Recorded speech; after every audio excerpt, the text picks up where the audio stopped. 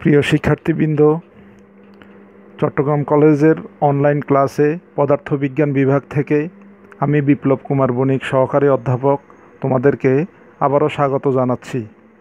তোমাদের দ্বিতীয় পত্রের তাপগতিবিদ্যা হলো প্রথম অধ্যায়। তোমাদের অবশ্যই মনে আছে প্রথম অধ্যায়টি আমি তোমাদের থিওরিটিক্যালি এবং ম্যাথমেটিক্যালি এর আগেই শেষ করে রেখেছিলাম, অনেক দিন আগে। তো আবারও আমি তোমাদেরকে একটু রিভিউ করার জন্য আজকের এই প্রয়াস। আমি এই ক্লাসে তোমাদেরকে আর নতুন করে থিওরি পড়াবো না, কারণ পুরো থিওরি এবং তৎসংক্রান্ত কী ম্যাথ হতে পারে এই বিষয়গুলো নিয়ে তোমাদেরকে আমি আগেই নির্দেশনা দিয়েছি এবং তখন ডিটেলস পড়িয়ে শেষ করে রেখেছি। তো তোমাদের সুবিধার্থে আজকের এই ক্লাসটি আমি সৃজনশীল অংশ হিসাবে কিছু সৃজনশীল প্রশ্ন কিভাবে হতে পারে, তার টেকনিকগুলো এবং কিভাবে আনসার করবে সে বিষয়গুলো নিয়েই আলোকপাত করার চেষ্টা করব। তো সৃজনশীল অংশের এই প্রথমে আমি আবারও তোমাদেরকে একটু স্মরণ করিয়ে দিতে চাচ্ছি বিভিন্ন যে টপিকসগুলো, এই টপিকসগুলোতে কী গাণিতিক সমীকরণ ছিল এবং সেই সমীকরণগুলোর মিনিং কী ছিল, অর্থাৎ ফিজিক্যাল মিনিং কী ছিল, সেই মিনিংগুলো একটু তোমাদেরকে স্মরণ করিয়ে দেওয়ার চেষ্টা করব এবং সমীকরণটা লিখে ওই সমীকরণগুলো সৃজনশীল প্রশ্ন কিভাবে হতে পারে একটা সৃজনশীল প্রশ্নের উদাহরণ দিয়ে সমীকরণগুলো প্রয়োগ দেখিয়ে তোমাদেরকে মোটামুটিভাবে একটা সৃজনশীল দিয়ে দেওয়ার চেষ্টা করব আমি। তো চলো আমরা শুরুতেই একটু দেখে নিচ্ছি। আমাদের প্রথমে যে অংশগুলো পড়েছিলাম তাপগতিবিদ্যায়, সেই অংশটা ছিল তাপমাত্রা এবং থার্মোমেট্রিক ধর্ম সংক্রান্ত বিষয়ে। তো আমরা ওই অংশে প্রথমেই যদি যাই, থার্মোমিতির মূল সমীকরণ নিয়ে আলোচনা করব। থার্মোমিতির মূল সমীকরণ। থার্মোমিতির মূল সমীকরণের ক্ষেত্রে দেখো আমরা দুটো সমীকরণ পেয়েছি। একটা হলো দুই স্থির বিন্দু সাপেক্ষে, দুই স্থির বিন্দু সাপেক্ষে। তোমরা জানো দুই স্থির বিন্দু বলতে আমরা সাধারণত একটা নিম্ন স্থির বিন্দু ধরি, একটা ঊর্ধ্ব স্থির বিন্দু ধরি।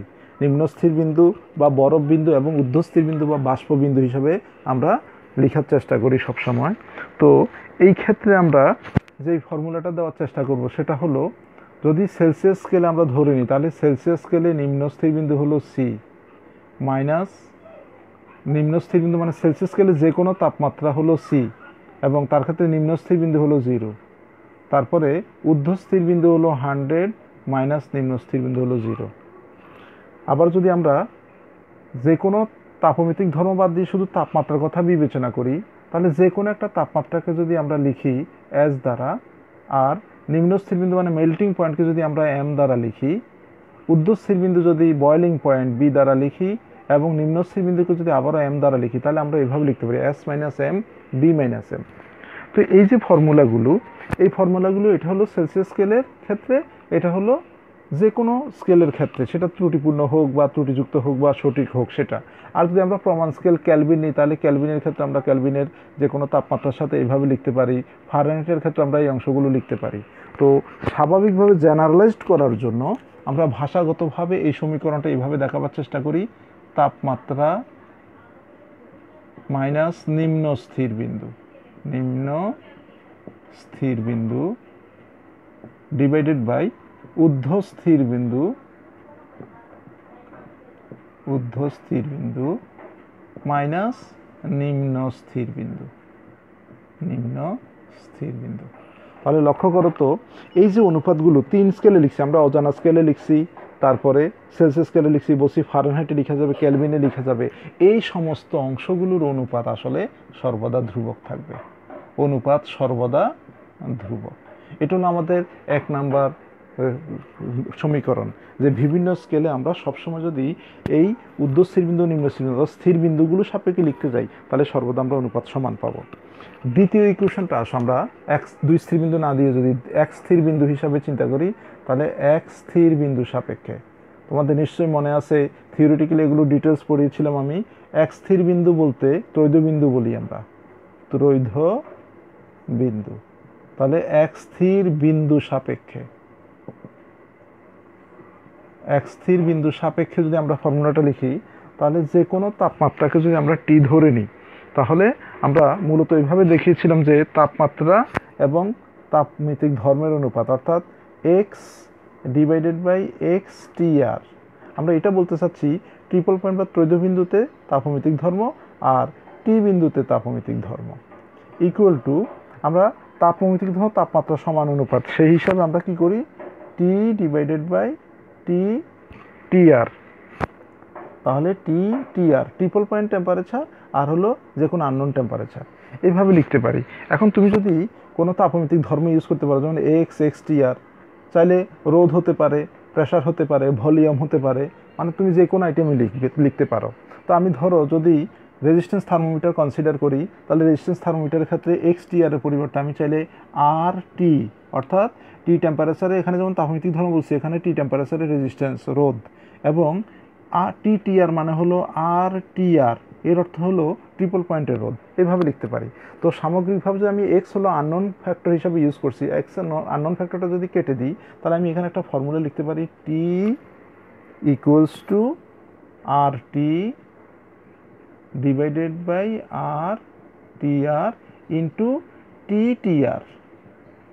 এখন এই যে ট্রিপল পয়েন্ট টেম্পারেচার, এটা তোমাদের হাতে জানা আছে, সেই হিসেবে আমরা ফর্মুলাটাকে আর একটু নিউমেরিক্যাল নাম্বারে নিয়ে আসি, R T divided by R TR into 273.16 Calvin.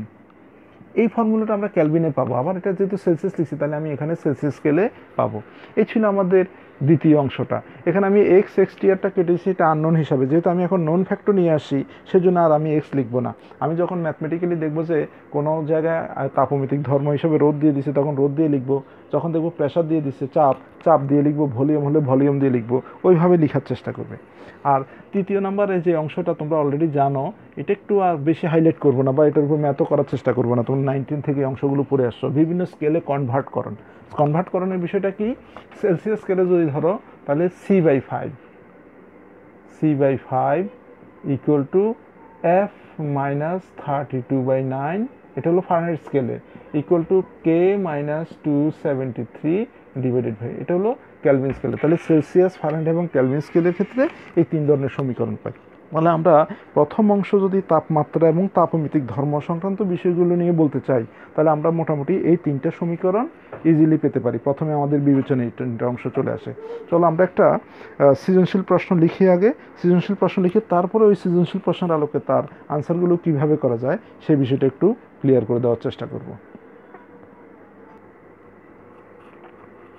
প্রিয় শিক্ষার্থীরা, আমাদের প্রথম সৃজনশীল দেখো। আমাদের সৃজনশীলের প্রথম উদ্দীপক হলো দ্বাদশ শ্রেণীর ছাত্র জীবন একটি ত্রুটিপূর্ণ থার্মোমিটারে সাধারণ চাপে গলিত বরফ এবং শুষ্ক বাষ্পে তাপমাত্রা পেল যথাক্রমে 3 ডিগ্রি এবং 96 ডিগ্রি। তার মানে তার যেহেতু ত্রুটিপূর্ণ থার্মোমিটার, সেই ক্ষেত্রে সে ত্রুটিপূর্ণ থার্মোমিটারে বরফের তাপমাত্রা 0 ডিগ্রি স্থলে 3 ডিগ্রি রেকর্ড করে এবং বাষ্পের তাপমাত্রা 100 ডিগ্রি সেলসিয়াসের স্থলে 96 ডিগ্রি রেকর্ড করে। আবার একটি গরম চুল্লিতে সে যখন ওই থার্মোমিটারটি বসিয়েছে তখন সে পেল 51, অর্থাৎ যে কোনো একটা তাপমাত্রা, গরম চুল্লির তাপমাত্রা আমরা জানি না কত, সেখানে সে রেকর্ড করলো 51। অতঃপর বিশেষ প্রক্রিয়ায় সে থার্মোমিটারটিকে ত্রুটিমুক্ত করে রোদ থার্মোমিটারে পরিণত করলো। তার মানে এই ঘটনার পর সে কোনো একটা উপায়ে থার্মোমিটারটিকে ত্রুটিমুক্ত করে তার মানে সে সঠিক পাঠ পাবে এই আশা করে ত্রুটিমুক্ত করে এবং রোদ পরিমাপ করার চেষ্টা করে, অর্থাৎ সে এটাকে রোদ থার্মোমিটারে পরিণত করে নেয়। এতে সে ত্রৈধবিন্দু এবং চুল্লির তাপমাত্রায় রোদ পরিমাপ করলো যথাক্রমে 32.316 ওহম এবং 39.221 ওহম। তার মানে ত্রৈধবিন্দুতে সে পেল 32.316 ওহম এবং চুল্লির তাপমাত্রা যেটা আননোন, তার ভুল তাপমাত্রা ছিল 51, ওই তাপমাত্রাতে অর্থাৎ সঠিক তাপমাত্রায় সে পেল 39.21।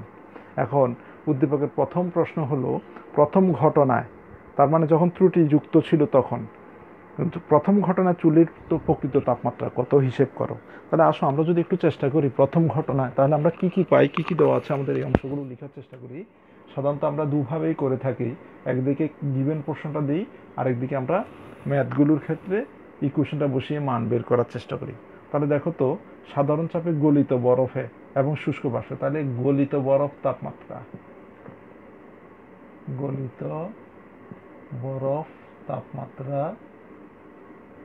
আমরা গলিত বরফ তাপমাত্রাটাকে লিখব সাধারণত এস দ্বারা। এই যে আমরা যে ফর্মুলাগুলো দিচ্ছি সেখানে দেখবা এস লিখছি যে কোনো তাপমাত্রা, এস ইকুয়াল টু 51 ডিগ্রি।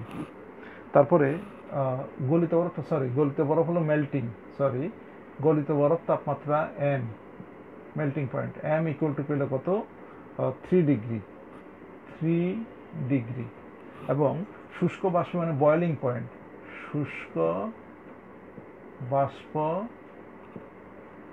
তাপমাত্রাকে আমরা যদি বি দ্বারা লিখি, B equal to boiling point বলে সে 96 ডিগ্রি।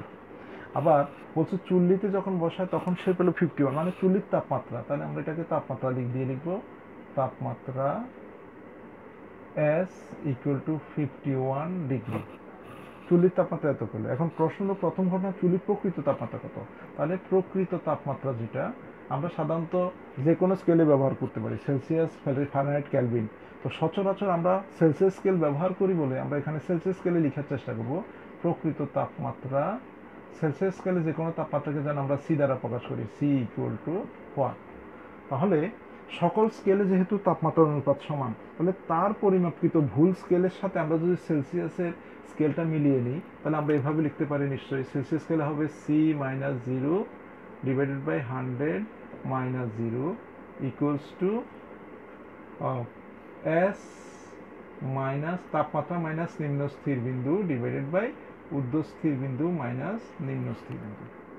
তো এখান থেকে সুতরাং সি ইকুয়াল টু লিখতে পারি এস মাইনাস এম, তাহলে এস এর মানটা আমরা বসিয়ে দিচ্ছি 51 মাইনাস এম হলো 3, এর বয়েলিং পয়েন্ট আছে 96 মাইনাস 3 ইন্টু 100 মাইনাস 0টাকে আমি ওইদিকে যদি নিয়ে যেতাম 100, আর যেহেতু আমরা সেলসিয়াস স্কেলে পরিমাপ করছি সেই হিসেবে আমরা এখানে কিন্তু ইউনিট দিয়ে দিতে পারি। আমরা নিশ্চিত যে এই ইউনিটটা সেলসিয়াস স্কেলে আসবে, কারণ আমরা সেলসিয়াস স্কেলের সাপেক্ষে লিখছি। এগুলো যদি ইউনিট দেওয়া থাকতো তাহলে ওপর নিচে ইউনিটে কেটে যেত, আমাদের সেলসিয়াস স্কেলের ইউনিটটাই আসতো, এটা সেলসিয়াস স্কেলের ক্ষেত্রে আসবে। সেক্ষেত্রে আমাদের পাচ্ছি কত, 51 থেকে গেলে 48 divided by 93 into 100 degree Celsius. এটা সম্ভবত আমরা যদি ক্যালকুলেশন করে দেখি, তাহলে ক্যালকুলেশন আমার হাতে বাটন আছে, যেভাবে ক্যালকুলেশন করতে পারি সেটা হবে 51.61 ডিগ্রি সেন্টিগ্রেড। অর্থাৎ চুল্লির প্রকৃত তাপমাত্রা, চুল্লির প্রকৃত তাপমাত্রা 51.61 ডিগ্রি সেলসিয়াস।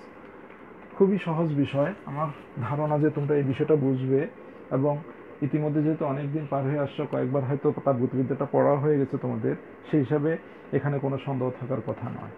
আসো আমরা দেখি খ নাম্বার কোশ্চেনটা আমাদের জন্য কি ছিল।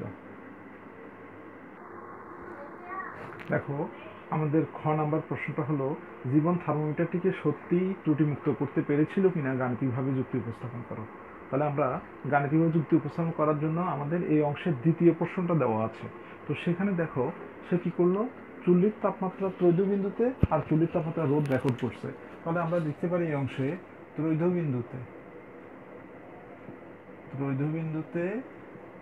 রোধ আর টিআর ইকুয়াল টু পেল কত, 32.316, আর চুল্লির তাপমাত্রা রোধ পেল,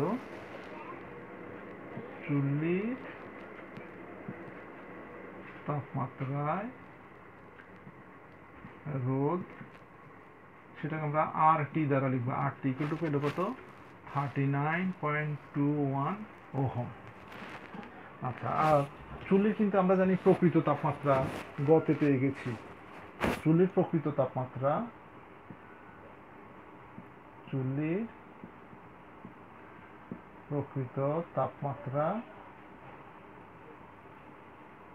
T equal to 51.61 degree Celsius.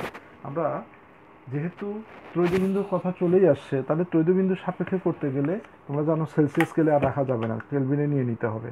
আর আমরা যদি এই অংশটাকে কেলভিনে নিয়ে নিই, তাহলে 51.61 প্লাস 273 ইকুয়াল টু এটা আসবে 324.6 ইকুয়াল টু 324.61 কেলভিন।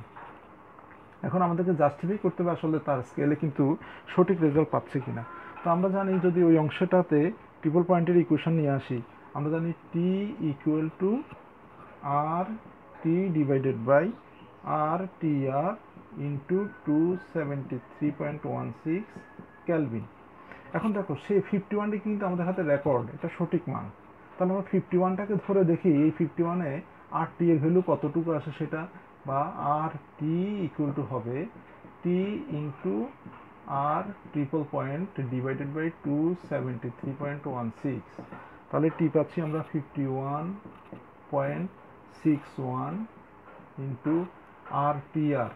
RTR প্রতিবিন্দুতে দেওয়া আছে কত, 32.316 ডিভাইডেড বাই 273.16। এই অংশটা করলে আমরা পাচ্ছি কত, 6.10। অর্থাৎ চুলির যে প্রকৃত তাপমাত্রা সে রোধটা হওয়া উচিত 6.10, অথচ সে পেল কত, সে পেল চুলির তাপমাত্রা 39.21। তাহলে দেখো তার রেকর্ডের রোধটা ভুল ছিল, প্রকৃত রোধ হবে এত। তাহলে আমরা এখানে কমেন্ট করতে পারি কি, যেহেতু তার পরিমাপকৃত তার মধ্যে জীবনে তার পরিমাপকৃত রোধ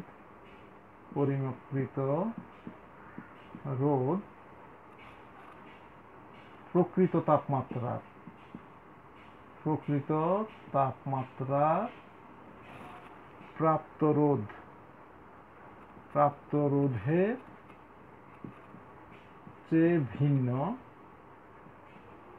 তাই সে ত্রুটিমুক্ত করতে সক্ষম হয়নি।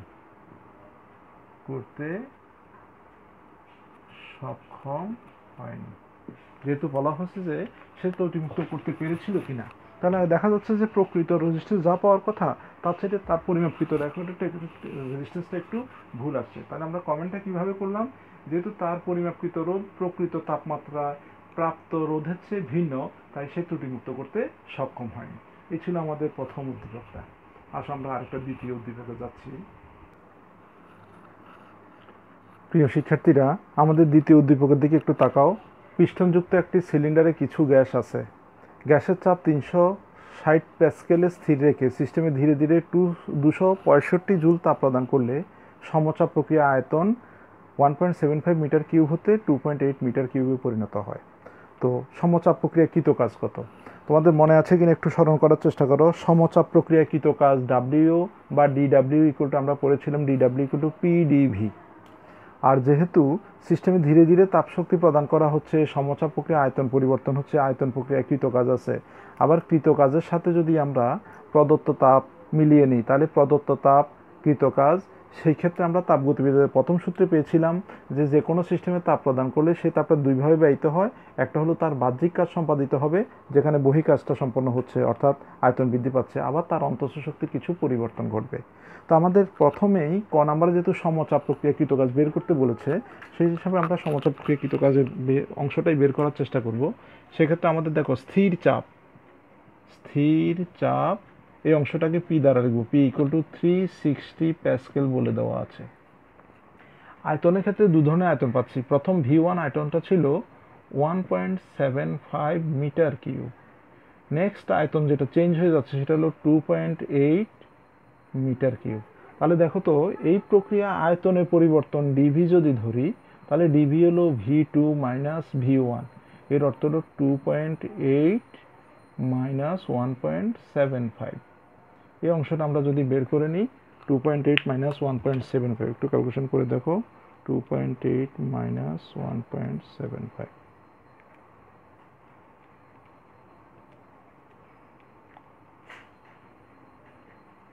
1.05 আসবে, 1.05 মিটার কিউব। আমাদের উদ্দেশ্য কি, কৃত কাজ বের করব। তাহলে কৃত কাজ ডিডাব্লিউ ইকুয়াল টু হোয়াট। তোমাদের কাছে আমি দেখো এখানে আমার শর্টে করার জন্য স্থির চাপ লিখেছি। অবশ্যই আদি আয়তন, চূড়ান্ত আয়তন, আয়তন পরিবর্তন, কৃত কাজ, ভাষাগতভাবে অংশগুলো পরীক্ষার খাতায় অবশ্যই সাজাবা। কোনো কারণে দেখো আমাদের এই প্রশ্নটাকে অনুধাবন ধরা হয়, অনুধাবনের অংশের জন্য আলাদাভাবে 1 মার্কস।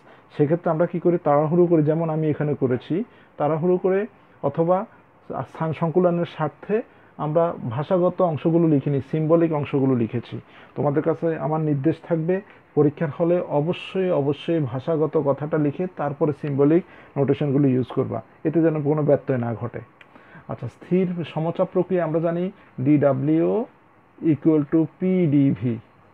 তাহলে পিডিভি যদি করে নিই 360 ইন্টু 1.05, এই অংশটা কত হতে পারে?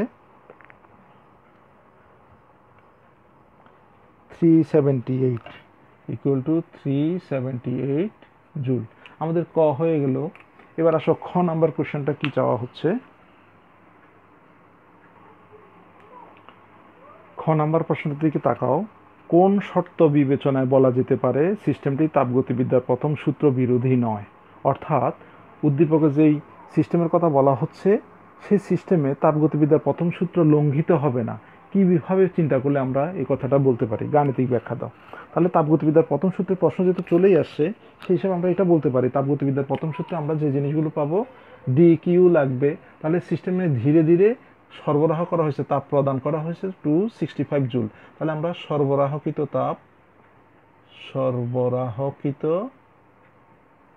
তাপ যেটাকে ডিকিউ দ্বারা প্রকাশ করি, ডিকিউ ইকুয়াল টু 265 জুল। আর ক নাম্বারে দেখো আমরা বহিঃকাজ পেলাম, যেটাকে আমরা ডিডাব্লিউ দ্বারা লিখি, ডিডাব্লিউ ইকুয়াল টু 378 জুল। স্বাভাবিক নিয়মে তাপগতিবিদ্যার প্রথম সূত্র যেহেতু চলে আসছে, তাহলে অন্তঃস্থ শক্তির একটা বিষয় থেকে যায়। তাহলে অন্তঃস্থ শক্তি ডিইউ ইকুয়াল টু হোয়াট? আমরা তাপগতিবিদ্যার প্রথম সূত্রে পেলাম কি, DQ equal to DU plus DW. সেই ক্ষেত্রে ডিইউ বের করবো কি, ডিইউ ইকুয়াল টু হবে ডিকিউ মাইনাস ডিডাব্লিউ। ডিকিউর ক্ষেত্রে 265 মাইনাস 378। তাহলে দেখা যাচ্ছে যে বিয়োগফল হবে 100 মাইনাস 113 জুল। এখন যেহেতু মাইনাস চলে আসে, তাহলে একটা বিষয় ইন্ডিকেট করা যায়, সেটা হলো মাইনাস মানে হলো অন্তঃস্থ শক্তি হ্রাস পাচ্ছে। তাহলে যদি তাপগতিবিদ্যার প্রথম সূত্র লঙ্ঘিত না হয়, তাহলে ওই সিস্টেমের অন্তঃস্থ শক্তি এত কমে যাবে। এই যে বলছে কোন শর্ত বিবেচনা, তাহলে বিবেচনা একটাই হতে হবে, তার অন্তঃস্থ শক্তির পরিমাণ হ্রাস পেতে হবে। তাহলে ওদের সাথে মিল রেখে আমরা যদি এখন এভাবে বলি, সুতরাং দেখা যায় যদি সিস্টেম অভ্যন্তরীণ শক্তি, অর্থাৎ এখানে একটু অ্যাড করি, সুতরাং দেখা যায় সিস্টেম যে বাহ্যিক কাজ সম্পন্ন করে, সম্পাদন করে, সেক্ষেত্রে প্রদত্ত শক্তি অপেক্ষা কাজের পরিমাণ বেশি ছিল। সুতরাং সিস্টেম যদি -113 জুল অন্তঃস্থ শক্তি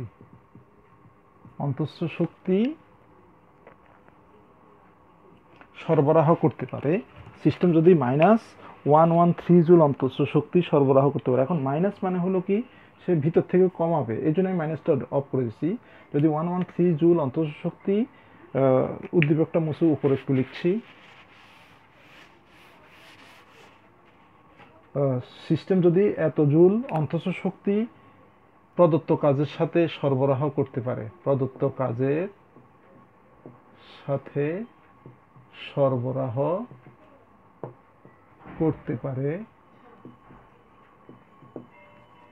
অর্থাৎ সিস্টেম শীতল হয়, তবেই বলছে যে বিরোধী নয়, গাণিতিক ব্যাখ্যা দাও, তবেই বিরোধী হবে না, প্রথম সূত্র বিরোধী হবে না, তবেই সিস্টেমে প্রথম সূত্র বিরোধী কোনো ঘটনা ঘটবে না। এটা ছিল আমাদের 2 নম্বর উদ্দীপকের দ্বিতীয় অংশটা। দ্বিতীয় অংশটায় ম্যাথ কম, কিন্তু একটু ব্যাখ্যাটা যেন স্পষ্ট হয়, সেই ব্যাখ্যাটা তোমরা ক্লিয়ারভাবে দেওয়ার চেষ্টা করবে। আসো আমরা 3 নম্বর উদ্দীপকে যাচ্ছি। প্রিয় শিক্ষার্থীরা, আমাদের 3 নম্বর উদ্দীপকটা দেখো। পরিবেশের সাথে তাপগতীয় সাম্যাবস্থায় আছে এমন একটি পাত্রে নির্দিষ্ট পরিমাণ গ্যাস রাখায় সিভি এর মান পাওয়া গেল 25.18। তোমরা জানো সিভি মানে হলো স্থির আয়তনে মোলার তাপ ধারণ ক্ষমতা, আবার সিপিও আমরা জানি স্থির চাপে মোলার তাপ ধারণ ক্ষমতা। হঠাৎ ওই গ্যাসের আয়তন দ্বিগুণ করলে, অর্থাৎ তার আগে আয়তন যা ছিল দেওয়া নেই, তাকে ডাবল করা হলো, দ্বিগুণ করলে পাত্রের ভেতরে তাপমাত্রা পাওয়া যায় 45.64 ডিগ্রি সেলসিয়াস। পাত্রের ভেতরে কত তাপমাত্রা আছে আমরা জানি না, কিন্তু সেই তাপমাত্রাটা আয়তন ডাবল করার সাথে সাথে 45.64 মাইনাস 45.64 ডিগ্রি সেলসিয়াসে নেমে আসে বা হয়ে যায়। এখানে আর এর মান ছিল 8.31 joule per kelvin per mole. তো বলা হচ্ছে গ্যাসের আণবিক বিন্যাস হিসাব করো। আণবিক বিন্যাসের ক্ষেত্রে তোমরা জানো আমরা এক পারমাণবিক, দ্বিপারমাণবিক, বহু পারমাণবিক গ্যাস জানি আণবিক বিন্যাসের ক্ষেত্রে। তাহলে আমাদের হাতে আমরা যদি ক্যালকুলেশন করি কি কি দেওয়া আছে দেখো। প্রথমে দেওয়া আছে সিভি এর মান, তাহলে স্থির আয়তন মোলার আপেক্ষিক তাপ, আপেক্ষিক তাপ বলো, তাপ ধারণ ক্ষমতা বলো, যাই বলো, CV equal to 25.18 joule per kelvin per mole. এরপরে বলা হচ্ছে যে আয়তন দ্বিগুণ করা হয়েছে, কিন্তু এই ফর্মুলাগুলো আণবিক বিন্যাসের সাথে যাচ্ছে না। আণবিক বিন্যাসের সাথে যাচ্ছে আমরা যদি আরটা নিয়ে, আর এর মান, gas constant R equal to 8.31 joule per kelvin per mole. তো এই ক্ষেত্রে তোমরা সিবি অর্থাৎ দুইটা মোলার তাপ ধারণ ক্ষমতা আছে, আগে পড়ে আসছো বা আমরা থিওরিতে জিনিসগুলো ক্লিয়ার করার চেষ্টা করেছি। তো সেই ক্ষেত্রে আমরা পেয়েছিলাম কি, তোমাদের মনে আছে কিনা দেখো, CP minus CV equal to R. তাহলে ওই যুক্তিতে যদি আমি সিপি বের করি, CP equal to R plus CV, that is 8.31 plus 25.18 equals to 33.49 joule per kelvin per mole. এটা সিপি এর ভ্যালু পাচ্ছি। যেহেতু আণবিক বিন্যাস বের করতে চাচ্ছে, তাহলে আণবিক বিন্যাস গামার ক্ষেত্রে আবার গামা ইকুয়াল টু জানো CP by CV equal to gamma. তাহলে দুইটা ফর্মুলা আমাদের এখানে মুখস্থ লিখতে হচ্ছে, CP by CV equal to gamma. তাহলে সিপি এর ভ্যালুটা যদি বসাই 33.49 ডিভাইড বাই সিভি এর মান হলো 25.18, তাহলে এই ভ্যালুটা আসছে 1.33। তো আমরা এখানে আবার জানা আছে যে মানটা, সেটা ইয়ে করবো। 1.33 জানো বহু পারমাণবিকের ক্ষেত্রে 1.33, দ্বিপারমাণবিকের ক্ষেত্রে 1.41, এক পারমাণবিকের ক্ষেত্রে 1.67। তাহলে আমরা লিখতে পারি সুতরাং ইহা বহু পারমাণবিক গ্যাস, অর্থাৎ গ্যাসটির আণবিক ছিল, পারমাণবিক বিন্যাস ছিল বহু পারমাণবিক গ্যাস। এটা আমাদের ক নাম্বার হয়ে গেছে। ক নাম্বারে যদি আমরা দুইটা সূত্রই টাচ করতে হয়েছে। খ নাম্বারে আসো। প্রিয় শিক্ষার্থীরা দেখো, খ নাম্বারে বলা আছে উদ্দীপকের পরিবেশে কি স্বাভাবিক বা প্রমাণ তাপমাত্রা বিরাজ করছিল। তো পরিবেশের তাপমাত্রা কি ছিল সেটা আমরা জানতে পারি তাপগতীয় সাম্যাবস্থা থেকে। যেহেতু তাপগতীয় সাম্যাবস্থায় সিস্টেমটা আছে, তার মানে সিস্টেমের তাপমাত্রাটাই ছিল পরিবেশের তাপমাত্রা। তো আমরা সিস্টেমে যদি প্রাথমিক তাপমাত্রাটা বের করার চেষ্টা করি, তাহলে হয়তো আমরা পরিবেশের তাপমাত্রা সম্পর্কে ধারণা নিতে পারি। সেক্ষেত্রে দেখো তো, সিস্টেমের আমরা প্রাথমিক তাপমাত্রা কত জানি না, চূড়ান্ত তাপমাত্রা, ভাষাটা একটু লিখো তোমরা, চূড়ান্ত তাপমাত্রা, যেটাকে আমরা T2 দ্বারা লিখি, T2 equal to minus 45.64 degree Celsius. তার মানে এই অংশটাকে যদি আমরা করে নিই তাহলে কত আসবে, এটাকে ক্যালভিনে নিয়ে যাও, 273 যদি অ্যাড করি তাহলে এটা লিখতে পারি 277.36 ক্যালভিন, অর্থাৎ 273 অ্যাড করছি যেহেতু এখানে মাইনাস আছে। আচ্ছা, তারপরে V1 ইকুয়াল টু V2 চূড়ান্ত, একইভাবে ভাষা একবার লিখছি, বাকি অংশগুলো তোমরা মেনটেন করবে। V1 equal to V2 equal to 2V। তো আমাদের কথা হলো যে পরিবেশের সাথে একই সাম্যাবস্থায় আছে, তাহলে আমরা সিস্টেমের পূর্ব তাপমাত্রা মানে প্রাথমিক তাপমাত্রা T1 ইকুয়াল টু হোয়াট। এবং সিস্টেমের ক্ষেত্রে একটা জিনিস লক্ষ্য করো, যেহেতু সিস্টেমের ক্ষেত্রে আমরা অলরেডি আণবিক বিন্যাস পেয়ে গেছি, গামা ইকুয়াল টু 1.33, তাহলে আমরা এই মানটা নিয়ে নিতে পারি ক থেকে। তো আমাদের ফর্মুলা হলো তাপমাত্রার ক্ষেত্রে T1 V1 to the power gamma minus 1 equal to T2 V2 to the power gamma minus 1। সেক্ষেত্রে আমরা T1 পাচ্ছি কত, T1 ইকুয়াল টু হবে T2 into V2 by V1 to the power gamma minus 1, that is T2 এর মান হলো 277.36 into V2 হলো 2V by V into 1.33 minus 1, তো এটা আসবে 277.36 ইন্টু এখানে 2 টু দি পাওয়ার 0.33। এই অংশটাকে করলে দেখা যাচ্ছে 285.79 কেলভিন আসে। এটা যদি আমরা সেলসিয়াসে নিয়ে যাই তাহলে সেলসিয়াসে গেলে 273 যদি মাইনাস করে দিই তাহলে কত আসে দেখো, মাইনাস 273, তাহলে 285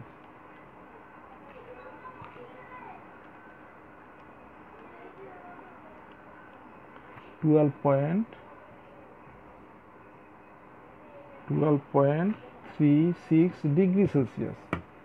আমরা জানি স্বাভাবিকভাবেই প্রমাণ তাপমাত্রা বা স্বাভাবিক তাপমাত্রাকে 0 ডিগ্রি সেলসিয়াস ধরে নিই, তাহলে এটা 0 ডিগ্রি চেয়ে বেশি আছে।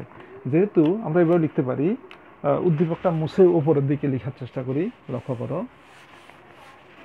যেহেতু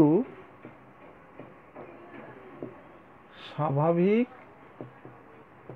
তাপমাত্রা 0 ডিগ্রি সেলসিয়াস হিসেবে বিবেচিত হয় এবং সিস্টেম পরিবেশের সাথে সাম্যাবস্থায়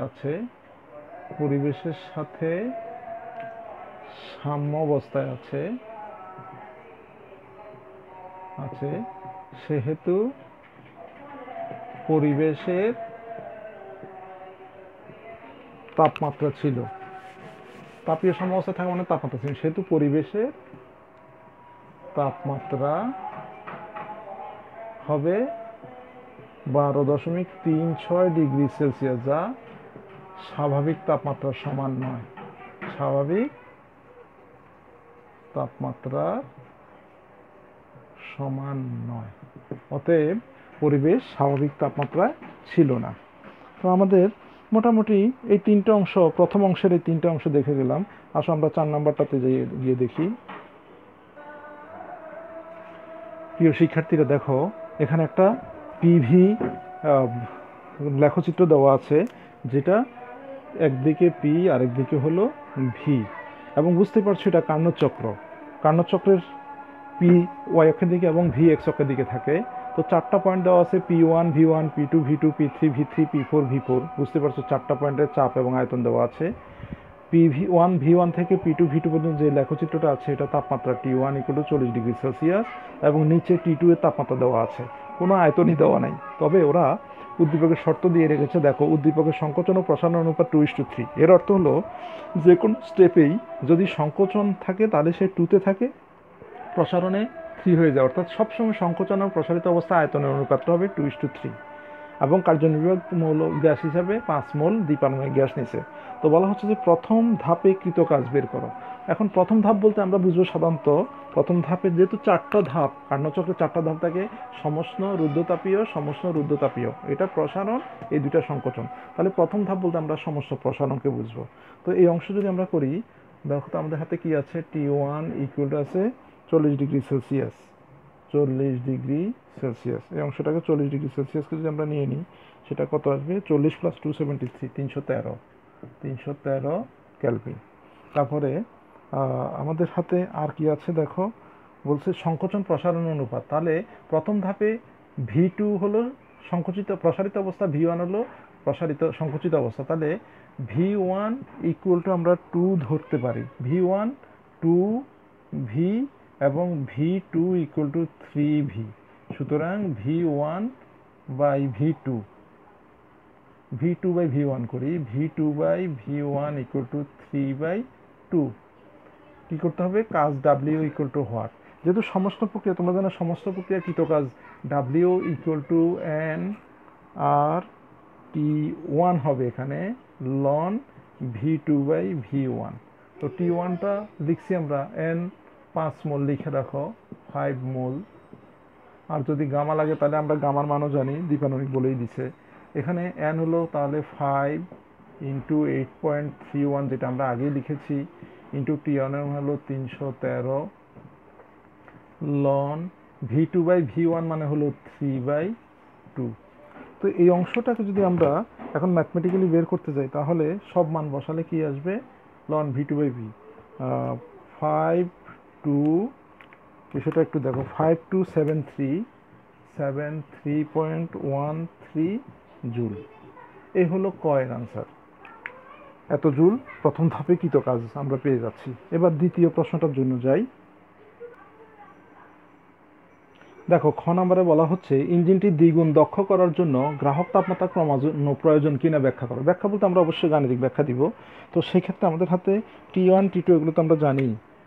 T1 এর মান দেওয়া আছে, T1 ইকুয়াল টু 40। 40 মানে হলো আমরা বলছি কত, 313 কেলভিন।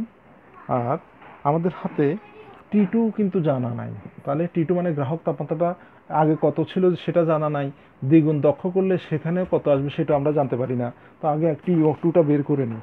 সেক্ষেত্রে আমরা T1, এখানে যেহেতু দক্ষ করতে T2 বের করতে হবে, T2 বের করতে হলে দেখো আয়তন যাবে V2 এবং V3 এর মধ্যে, তাহলে T2 V2 to the power gamma minus 1 equal to T3 V3 gamma minus 1।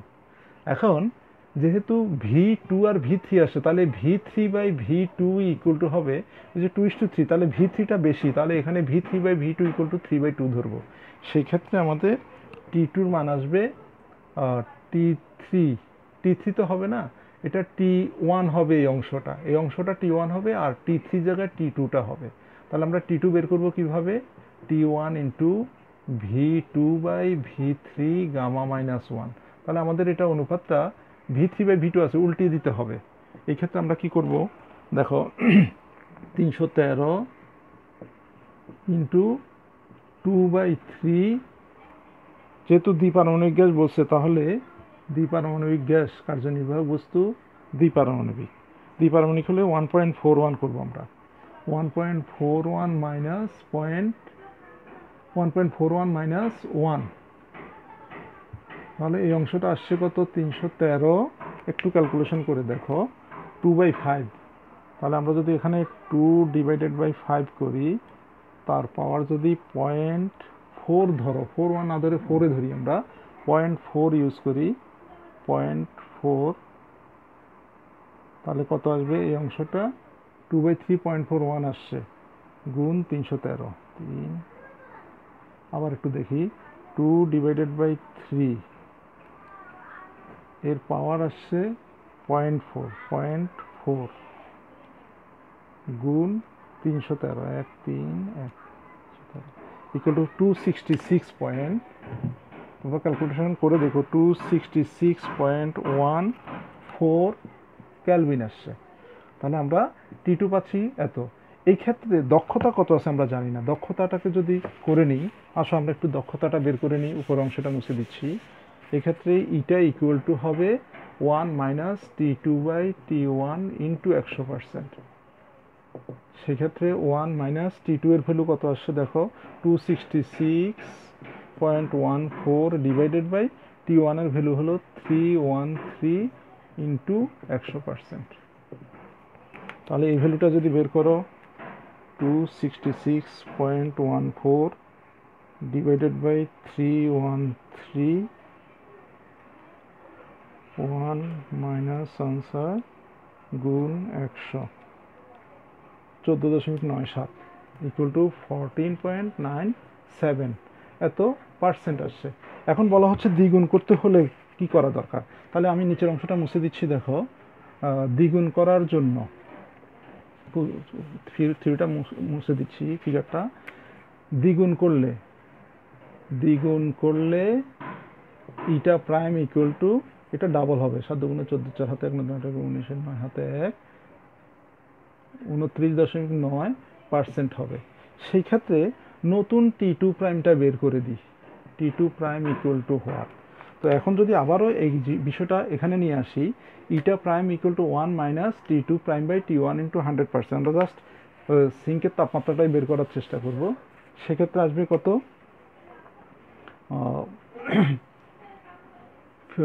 29.94 equal to 1 minus T2 prime, T2 prime by T1 হলো 313 ইন্টু 100%। তো এই যুক্তিতে দেখো আমরা যদি এই অংশটা বের করি তাহলে 29.94 কত আসবে, 29.94 ডিভাইডেড বাই 100 এত আসছে এখানে। তাহলে 1-এর সাথে সেটা যোগ হবে, প্লাস 1 ইকুয়াল টু এত আসবে। তার মানে সুতরাং T2 প্রাইম ইকুয়াল টু গুণ 313, 313, T2 প্রাইম আসবে 406.71। এখন দেখো T1 আগে যেটা ছিল T2, সেই T2 এর মান পেয়েছি আমরা 266। এখন T2 প্রাইম যেটা আসছে নতুন তাপমাত্রাটা সেটা 406। তাহলে দেখা যাচ্ছে এখান থেকে এই অংশের তাপমাত্রা বেশি। তাহলে আমাকে কি করতে হবে, দ্বিগুণ করতে হলে তাপমাত্রা কমাতে হবে, বাড়াতে হবে, যেহেতু T2 prime is greater than T2। সুতরাং তাপমাত্রা আমাদেরকে বলছে কি, তাপমাত্রা কমানো যুক্তিযুক্ত কিনা। তাপমাত্রা কমানো